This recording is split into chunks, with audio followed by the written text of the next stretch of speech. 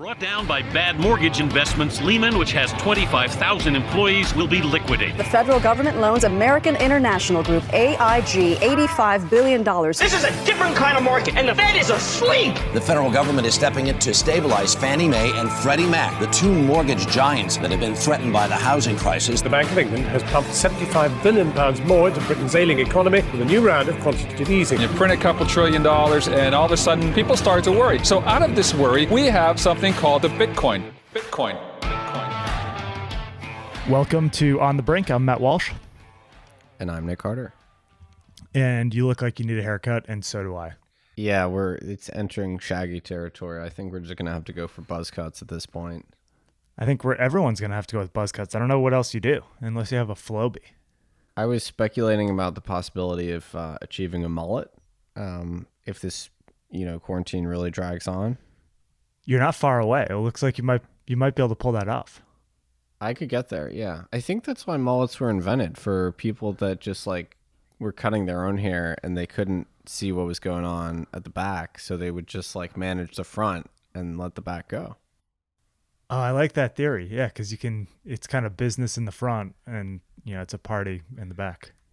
Yeah, it works for teleworking. Nobody would even know what's going on back there. So well, we're back for another podcast episode.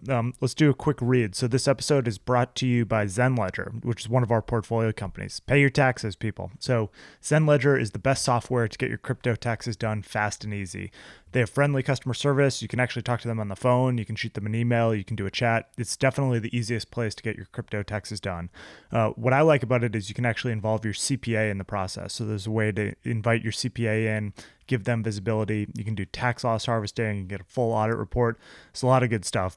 And as a special offer for our listeners, you can use the coupon code CASTLE15 to get 15% off. That's zenledger.io. So taxes are still a thing. Yeah. I was reading an essay by Larry White last night, and he made a really good point. He said that the U.S. government is protecting the dollar monopoly not just through legal tender laws, but another way they protect it is by forcing you to incur a tax burden for using alternative currencies. So the dollar is really the only one which gets this exemption. And so because that tax burden exists for crypto, we have to figure out how to remediate that and deal with it. So that's why software like Zenledger is so important and so useful. Oh, that's interesting. That's very true. I mean, the tax burden for dealing with alternative currencies is crazy, but I guess you don't deal with that with the euro or whatnot. Well, under certain limits, right? I think for Forex, there's de minimis exemptions, right? Yeah, and I think that's why Coin Center is going after some legislation there, which hasn't been successful ultimately. But that was a good dovetail into you had Larry on the podcast this week. Yeah. So you guys know I'm a fan of Larry. I think he's just such an important thinker. He laid out so many of these ideas which are relevant to Bitcoin 35 years ago in some of his writing. He was one of the chief architects behind the revival of free banking, in the kind of historical record. So he did this great analysis of the Scottish free banking system. This is a big point of debate in the Austrian school. Does free banking work? Can you denationalize currency or money? Can that function in a fractional reserve environment, which is what happened in Scotland? And his answer to that is yes. And so his study of Scotland was super critical in kind of pushing that debate forward. And so, I observed that what's happening right now with stablecoins actually kind of in some ways is reminiscent of the free banking era. And so I wanted to get him on, and we had such a good conversation. It's one of my favorite episodes I've done on the show. It was he knew about privacy coins. He was very knowledgeable. Yeah, there's not that many very well-respected economists that are super in the weeds about crypto, but to Larry's credit, he's been following this industry for a long time and has a super, super deep understanding of it. He even proposed Bitcoin banks several years ago. It's crazy. Yeah, that was a really good episode. So we had another episode this week with Adam Draper. It's just a podcast that I did. So Adam is the co-founder of Boost VC, which is an accelerator and an early stage venture fund. We talked about VR in this one a lot. So that's a topic I don't know a ton about. Adam's heavily invested in VR. We also talked a lot about crypto and some of the intersections between VR and crypto. It's pretty clear to me that we're all going to be living in some sort of a metaverse in the next few years here, sort of like Ready Player One. And it seems like crypto will have a big piece of that. VR is like definitely having its moment right now. It's crazy. I feel like something distinct has changed. I don't know, but VR meetups are like super, super hot right now. Yeah, that's what he said. He said the killer app is hanging out with people. And he also said that the fitness apps are doing really well. So exercising in VR, I guess there's a boxing app that's doing really well. I gotta say, I've never used a VR headset. I've never put one on. I don't get it. I feel like a boomer. I don't get the value prop at all. I think AR would be great because like I don't have to put a gigantic headset on. Like just like put something in my glasses, you know, so that I can get like a little head, like a HUD. Oh yeah, well maybe we should invest in Magic Leap. Yeah, I'm more of the AR school of thought, but that's never like none of that has come to fruition, unfortunately. No, it seems like VR is going to be the first one that sort of gains popular adoption. I'm the same way. I don't think I've ever even had a headset on, but you know, in this day and age, I've heard about teams doing virtual meetups and almost like jam sessions on VR. I just don't get what's so different between that and like a video chat. Is it because you're just like fully immersed? I don't know. I think you can like talk to someone as if they're like a raccoon or something. It's cool. Okay. Oh, that changes everything. Quite a week for the crypto markets, huh? The number came back a little bit. It's so overall, I think the market was up 1.3% on the week, but continues to be a tremendously volatile market. And we're only 40 days away from the halving. Yeah, I'm back in the halving is bullish school of thought, so I'm recanting on my previous skepticism of the halving. So apologies to all the pro halving types out there. I am officially bullish on the halving. Are you going to recant your 26-minute Medium post about efficient markets? No. That's staying up. That's staying up. I mean, I still effectively believe in efficient markets. Just in the context of Bitcoin, it's very hard for that efficiency to really express itself because there's so many kind of structural barriers to having the market clear. So yeah, bullish on the halving. All right. Well, I hope you're right. Without a doubt, the biggest news of the week was Binance buying CoinMarketCap. This was a huge deal. So $400 million transaction. It's reportedly comprised of a mix of cash, stock, and BNB tokens, which is Binance's exchange token. So a ton to discuss here. Why don't we get right into it? What did you make of this? Man, the fact that you can make acquisitions of like real businesses with real assets using your own token that you've effectively printed out of thin air and just magicked into existence is kind of mind-boggling to me. There's some precedent for it. Remember, Chain.com was acquired by Interstellar or whatever that Stellar like spinoff was with Stellar tokens. Yeah, I'm trying to think about if the BitTorrent acquisition was done with Tron as well, or if that was just for cash. Yeah. You wonder if some of these Tron acquisitions might actually be financed with some sort of a Tron token.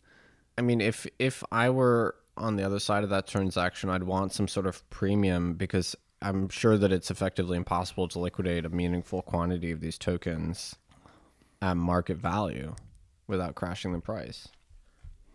I would think so, right? It's weirdly enough, I would prefer receiving BNB to Binance equity. Just gotta say it. I would rather have the BNB because at least that's liquid and you can sell it on the open market. Oh, for sure. Yeah, for sure you would. So, Binance is an unregulated crypto asset exchange. It's not really clear where they're domiciled, although I guess you had sent me a link that it appears now they're registered in Grand Cayman, but previously they had said they're in Malta. So without a doubt, it's the largest and most profitable, I'm sure, crypto asset exchange out there. But it's in the crosshairs from the regulatory perspective. I think owning equity in that would be it might be difficult to see that equity realized. Yeah, unless they have some sort of really explicit dividend policy, I don't see how a liquidity event materializes with Binance ever. And I think they're going to have a really hard time finding a friendly jurisdiction here. I mean, I've been a Binance kind of skeptic for a long time, and so I'm sort of surprised that they've managed to play this regulatory hopscotch game so successfully. Maybe they'll just keep doing this decentralized organization thing in perpetuity. I don't know. It's possible. So they're a controversial company, and CoinMarketCap is really no different. So I think there's going to be a little bit of a positive and negative tint to this conversation, but I think you do have to tip your hat really to Brendan Ches. So he started this thing out of his apartment in Long Island City. As far as we can tell, he fully bootstrapped it, didn't take outside venture financing, and achieve this exit. So you have to tip your hat to him and say that this was the right product for the market. It's a retail market. Totally. In 2017, he created this front page, started selling ads, and was really ahead of the game in terms of listing assets. He's got something like 5,000 listed cryptocurrencies on the site. He covers something like 20,000 different markets and trading pairs. And this thing is a total machine. And it's not without controversy. And certainly there are people that are using it for things that they should not be using it for, specifically crypto hedge funds marking their P&L to it, which is bananas. But you have to tip your cap to this guy because, this is no small feat to be able to build a franchise this big. Yeah, CoinMarketCap is like the landing page for the crypto industry, without a doubt. And Brandon had a very simple insight, which is people want information on, in particular, long tail altcoins, and they want information on where to trade them, which exchanges to go to. So that's kind of an underappreciated quality of CoinMarketCap. It's like an indexer for these offshore exchanges that you might not know how to find them otherwise. And, for the exchanges, the value prop is very clear. They want to get to the top of the rankings on CoinMarketCap for each pair. They want to position themselves or represent themselves as the most liquid exchange. So, and I wrote about this a long time ago, about this like perverse dynamic between the ranking sites, the exchanges, and the token creators, the token issuers. And this is one of the reasons why we have so much fraudulent or fake volume on the exchanges, is because you have providers like CoinMarketCap, which kind of take that at face value because they don't have the ability to diligence 20,000 pairs. And so then, you get some exchanges that rise to the top of the rankings and effectively dupe investors into trading on them and, believing them to be super liquid when they're not. So that's why we have this fake volume plague. But, despite that, this is a service that people want. I certainly use CoinMarketCap pretty much every day. It's pretty useful. So the interesting thing is that if they try and sort of institutionalize and create a sort of robust set of data tools, which are, ostensibly of institutional quality, that has to trade off necessarily against their breadth of coverage, because some of these exchanges are never going to be generating data which kind of meets those criteria for being considered reliable. So it's a necessary trade-off in terms of breadth versus like correctness. And so far they went for one end of the continuum. So I don't actually see how they can trade off in the other direction. No, I don't think so. I don't think they can. I think that there's a pretty clear play here for Binance. This is a top of the funnel. There's a ton of eyeballs on CoinMarketCap. You'll be able to presumably just hit a button and start trading these assets on Binance. It certainly has the largest kind of addressable market of crypto assets you can trade. So from that perspective, it's pretty clear. I think this takes them out of any ambitions that they might have had into being an institutional data provider. The fact that they had been conduits for a number of fraudulent Ponzi schemes that advertise on the platform, and led into a lot of retail users presumably being duped by the BitConnects of the world. I think that was already a problem, but now that they're associated with an unregulated venue, probably takes them out of being an institutional data provider. But that's really not what they were ever trying to be. Yeah. And now, the monetization is very clear. I think, when an acquisition happens, you look for the synergies. I think they're very obvious here. They have a ton of users, ton of mind share, and they're a funnel for finding exchanges and finding markets. Binance can represent themselves as the default destination for all of these altcoins, all of these markets. As you say, they'll probably do like one-click trading. So CoinMarketCap might become an interface for retail investors that don't care about execution. So the synergies are very, very clear to me. I do have this suspicion that this $400 million ticket price that we saw, once the terms of the deal become more clear, will I think the true price or the true ticket price will be less than that. Actually, that's kind of my theory. I'm sure you have to bake in some slippage for the BNB, right? The BNB and maybe the Binance equity as well. They might have been internally valuing Binance at a really high valuation. So I think we might see some of that. It's certainly going to change the landscape a little bit in terms of the data providers, and I think some of these leaderboard sites like OnChainFX probably stand to benefit a lot. Yeah, OnChainFX has always positioned themselves as a more credible and more neutral alternative. I'm a big OnChainFX fan, have been since basically day one over there. And so not that CoinMarketCap ever had this pristine reputation for neutrality, but now they directly have effectively a conflict of interest. So some of these alternatives will definitely benefit. Yep, definitely. And I guess my last take on this is it just showcases the economic strength of these exchanges. This is where all the money's being made in this industry right now. And they're the ones that are doing big deals, whether that's crypto facilities being acquired by Kraken or whether that's the Polo deal, the two times, I guess, that Polo was sold, or Bitstamp even. So, this is where the money's being made in this market. Yeah, it's crazy. We're 11 years in, and that's still the most successful business model, is just being an exchange. But they are definitely the economic epicenter of this industry. There's no denying that. Yeah. Well, I think ransomware is doing pretty well, too. That's a nice category. Yeah. I heard that some of the ransomware providers said that they would stop targeting hospitals while the virus outbreak is ongoing. So they have... So there's some altruism there, maybe. That's nice of them. Yeah, that's nice. Yeah. All right. Well, let's jump into some news of the week. So Factom, which this one kind of surprised me actually. So Factom's a blockchain protocol. They had raised $18 million. They had initially done a token sale. Basically, this is how would you describe this? I guess a time stamping service on top of Bitcoin is how I think about it. So they have their own protocol. They have their own token, but ultimately, you're just anchoring data into the op return. Yeah, this actually reminds me a lot of Mastercoin. So Mastercoin was a protocol, later rebranded to Omni, is a protocol which made it easy to insert information in the op return for Bitcoin.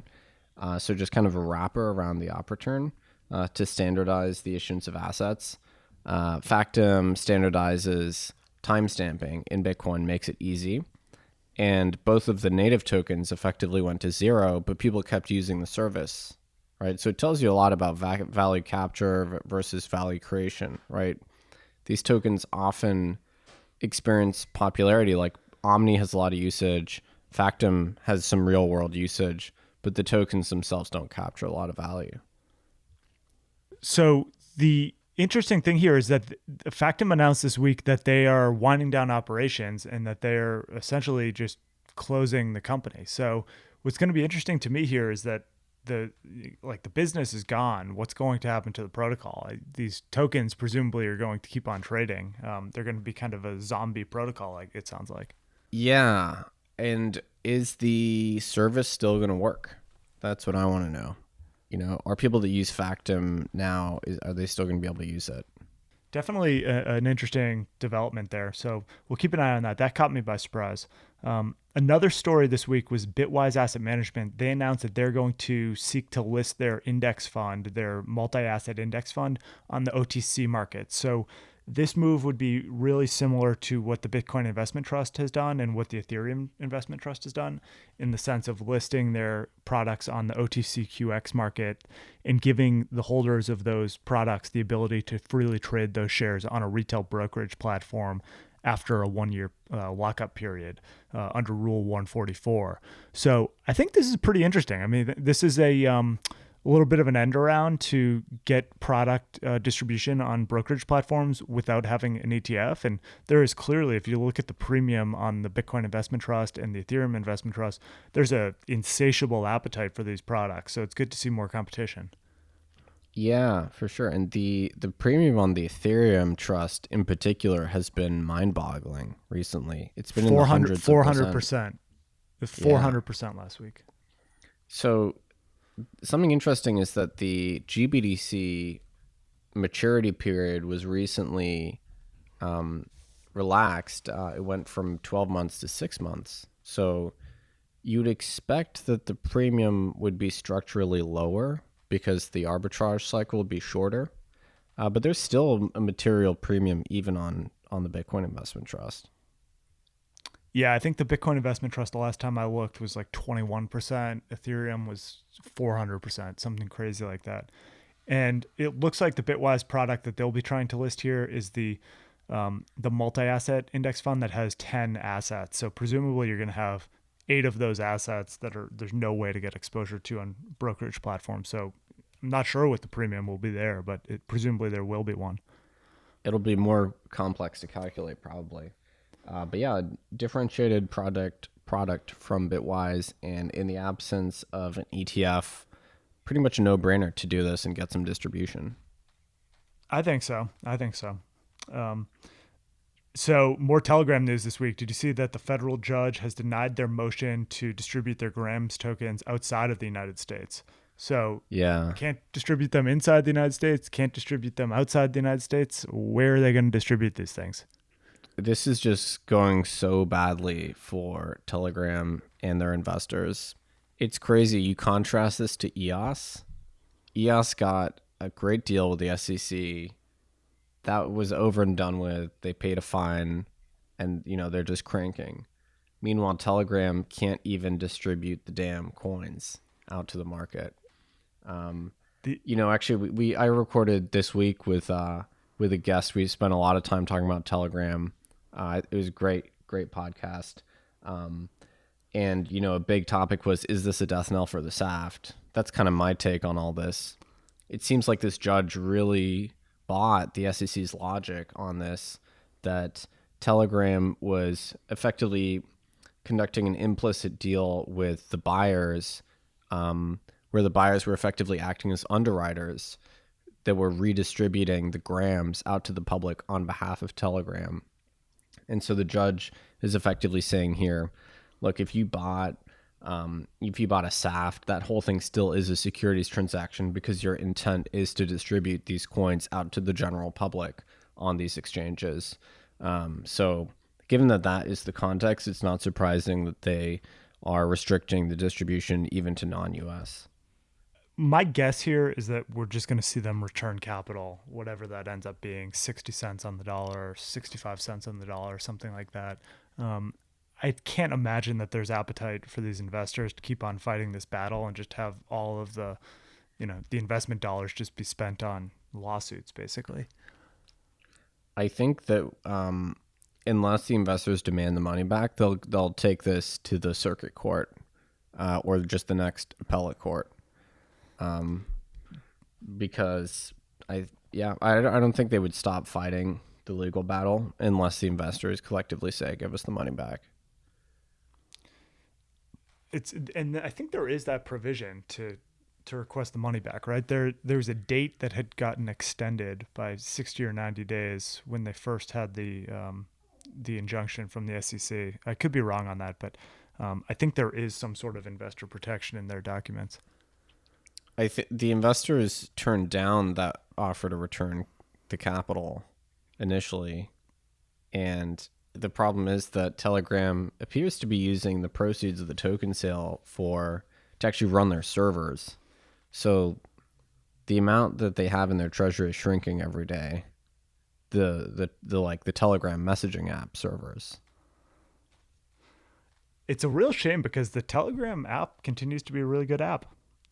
But you don't really need you don't need a coin attached to it. Yeah, it's kind of sad that the only way to actually monetize a messaging app is to sell a coin. We're seeing this with Signal, saw it with Line, Kakao, potentially Facebook's Libra, obviously Telegram. There's so many of these, and I don't know if any of them need to exist. Well, I think there's another way to monetize a messaging app, and that's just through taking people's personal data and tying their phone number to their social graph on Facebook. It seems to have worked out well for Zuckerberg. Yeah, but so that's the problem with Telegram and Signal. If you're privacy focused, it's very, very hard to monetize. It's a free app, but it's being subsidized right now by the enthusiasm of Telegram investors. Right. So we'll see how that plays out. This one, of course, and Kick, I think, are the two big lawsuits that will be material this year. And really, I think we'll have a good idea of where the SAF stands after both of these cases are wrapped up. Yeah, that's right. The Kick one has sort of fallen off the radar. But that's still ongoing, right? It is. So I saw you did a good analysis this week on the aggregate supply of stablecoins and just what's been going on over the past couple of weeks. And wow, the adoption is increasing significantly. Yeah, I've been paying attention to stablecoins. So if you guys haven't checked out our crypto dollarization series, that's definitely the place to start if you want to learn about what we believe the political and economic impacts of stablecoins might be. And it took us a while to get turned on to this idea that stablecoins are actually more than just a tool for traders to move money around exchanges. But it's very clear to me that stablecoins are now seeing use cases aside from just being a risk-off asset for traders. And the data kind of bears that out. So the supply of stablecoins increased by 2.2 billion in March alone. That's while financial markets globally are just getting crushed. But the blockchains continue to work perfectly, and putting dollars on the blockchain is apparently the killer app. So March was by far the best month ever for stablecoins.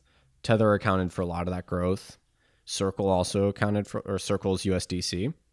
And actually Binance Dollar grew by a significant amount. I didn't even know about Binance Dollar until recently. But yeah, CoinMetrics has a sample of basically all the 9 or 10 biggest stable coins now. So they have effectively complete data. So that's what I use to track it. Yeah, these numbers are staggering. I again continue to wish that there was a way that we could tease out whether or not these stablecoin kind of supply increases are driven by net new capital coming into the market, or if a lot of this is just driven by crypto asset investors and traders going risk off and into stablecoins. I guess it gets you to the same place anyway, but from a flows perspective, it would be helpful to know if some of this was coming from net new market participants. Yeah, that's very hard to know. Although you can look on chain and look at the distribution of ownership and see that it is definitely increasing. So there are new participants that are owning these stable coins, but yeah, it's very hard to triangulate whether those are just new traders or just new end users using it for cross-border payments. So you wrote another article for Coindesk today. Yeah, that's the rule. You actually have to just keep doing it every 2 weeks. It never ends. It's like a podcast. Can't stop. Yeah, it seems like you're not happy about the bailouts. Yeah, I don't like the bailouts. I don't like them at all. So this article is basically biting the bullet that the dollar may keep rallying here and that QE and this enormous stimulus may not depreciate the dollar. But leaving that aside, the bailouts are still bad for society overall. And people might accuse me of being cruel or heartless to say that. But it's hard to discuss because there's no counterfactual world where there aren't bailouts every 10 years. So this is just the new normal now. We've normalized the notion of corporate failures rewarded with bailouts. Initially 10 years ago, just in the financial sector and the kind of real estate sectors, and now in every single sector. And basically the argument I'm making is that the existence of bailouts is what causes some of these corporate entities to take on additional risk because they have this implicit put option from the government. And, that causes equity holders and shareholders to be able to take advantage of all the upside and then not bear the downside. So that asymmetry is just a colossal problem for society, and it leads to misallocation of capital, and it just leads to bad outcomes because the more risk-seeking businesses are the ones that do best, and the most prudent businesses do worst. This is the Bob Rubin trade, right? Exactly, yeah. So I'm just trying to explain that in simple terms so that everyone understands what I'm talking about. And I do concede that like some stimulus is totally warranted, but in my ideal world, that would go to individuals directly without intermediation, without this oblique step of going to, corporate balance sheets first. I think there's there's a philosophical question there. There's also probably just a tactical question. And, on these individual payments, it's the delay is what's just going to be crazy here. We just don't have the apparatus in place to get money into people's hands fast enough. And I think also with these SBA loans that are not going to individuals, but going to institutions, I mean, this is just going to be a complete cluster.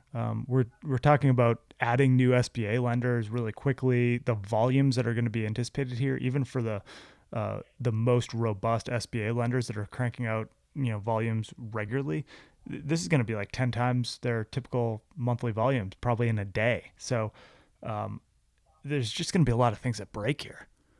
Yeah, talk about an accelerant for the digital dollar idea. This is one of the few cases where giving individuals even a retail CBDC the strength of that would really show through right now, which I never thought I'd say that, but you definitely see the logic in a situation like this.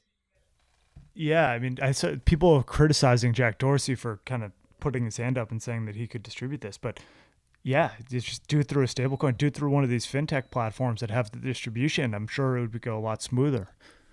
Yeah, and like Square's Cash App is a particularly good example here because lots of Cash App users are unbanked. They have a heavy presence in the South, lots of unbanked users. They give users debit cards, so they bank effectively unbanked users. So some people were saying, well, there's a high overlap between people who are banked anyway and between people who use these fintech products. In the case of Square's Cash App, that's actually not the case. They actually they service a pretty different demographic from just people who use these retail online bank accounts. So I think if the government does do this, it would be a no-brainer to use some of these fintech platforms. Have you been watching the daily press conference, the daily task force press conference? I stopped watching after the third one. I just gave up. I don't have the stomach for that much negative news. I just read crypto Twitter these days. Maybe we can close out with just giving a plug to some of the great podcasts that we've listened to this week. So this is, I think overall podcast listenership is down, but I wouldn't be surprised if actually the crypto segment is up because there have been some awesome podcast episodes. So you appeared on one, you were on the breakdown with Nate. Yeah, that's a new podcast that Nat is doing with Coindesk, I think. So that was actually a really fun one. That was just a short riff on some of these same topics, like the bailout. We also had Antoine Le Calvez, who's an engineer at Coinmetrics, pretty well known for being effectively one of the world's leading experts in blockchain analysis, appeared on Unconfirmed to talk about the BitMEX issues that they had on March the 12th, which we're now calling the 12-inning, by the way. So that's the 12-inning, because it really was a absolutely catastrophic day in Bitcoin markets. Everything broke that day, and actually spreads have been wide ever since. So it looks like, one or two market makers actually went offline permanently after that. Yeah, so that was an awesome episode. Antoine's great, super data driven. There's a couple other really good ones this week. So Kathleen Brightman, co-founder of Tezos and Kos, which is one of our portfolio companies, appeared on Chain Reaction. So to talk about digital collectible card games and the launch of Kos's platform. So recommend checking that out. That's Tom Shaughnessy's podcast. He also had on Pat Larson from ZenLedger, the tax company that we talked about at the outset. So that continues to be a really good podcast, churning out content this week. Yeah, and then we have Pomp. Pomp is just cranking these days. And Pomp had Chamath on his podcast. And Chamath is legitimately one of my favorite commentators these days. His annual letter that he published about a month ago was also incredible, actually talking about historical parallels to where we are, how he thinks we're effectively at the dawn of a new progressive era, how we're exiting the Gilded Age, or an analog to the Gilded Age, with the robber barons, and moving into an era of sort of populism, upheaval, redistribution of wealth. So definitely one of my favorite pundits these days. Yeah, I agree. That was an awesome episode. Pomp's really been crushing it lately. So what do you got on tap for the rest of the day and the weekend? Doing anything exciting? Pretty much the same thing that I do every single day. Stay at home, read crypto Twitter, do a little bit of work. It's like Groundhog Day. I saw you had a tweet that you're moving in on 50,000 followers, and then some wise ass on Twitter said you should make a bet to see who gets there first, you to 50,000 or Matt to 1,790. Roughly the same percentage increase. So what a jerk that guy is. That's not fair because you have a distinct advantage because you're starting from a much lower base. Like, I've already saturated my whole audience, so there's no growth left for me. I just don't like to get called out like that. Well, you started from zero like a year ago, so you should be proud of what you've accomplished. Thank you. That makes me feel a little bit better. You got to write some thought pieces, though. That's the way to do it. All right, so I think that's it for the week. Hope everyone is staying safe and healthy, and we will be back next week with a bunch of new episodes. See you next week.